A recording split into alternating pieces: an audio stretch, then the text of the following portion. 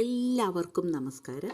ഇന്ന് മുരിങ്ങയില വെച്ചിട്ട് നല്ല ടേസ്റ്റി ആയിട്ടുള്ളൊരു ഫ്രൈ എങ്ങനെയാണ് ഉണ്ടാക്കുകയെന്ന് നമുക്ക് നോക്കാം.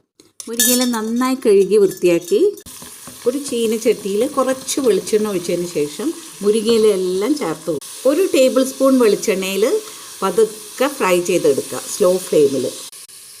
ഇങ്ങനെ ഫ്രൈ ചെയ്യുമ്പം വെറും ഇല മാത്രമേ എടുക്കാൻ പാടുള്ളൂ, അതിൻ്റെ തണ്ടുകളൊന്നും ഇതിൽ ചേരാൻ പാടില്ല. അങ്ങനെ ചേർന്നാൽ അത് കരിഞ്ഞു പോകും. വെള്ളമൊക്കെ ഒന്ന് വറ്റിക്കഴിഞ്ഞാൽ ആവശ്യത്തിന് ഉപ്പ് ചേർക്കുക. ഇത് പോരെങ്കിൽ വീണ്ടും നമുക്ക് ചേർക്കാം. നന്നായി മുരിയിച്ചെടുക്കണം. അതുവരെ സ്ലോ ഫ്ലെയിമിൽ ഇങ്ങനെ ഫ്രൈ ചെയ്തെടുക്കും. മുരിങ്ങയിലേക്ക് നന്നായി ഫ്രൈ ആയി ശരിക്കും ഒരു ക്രിസ്പി ആയിട്ടുണ്ട്. ഇതിലേക്ക് 1/4 ടീസ്പൂൺ കുരുമുളക് പൊടി ചേർക്കുക.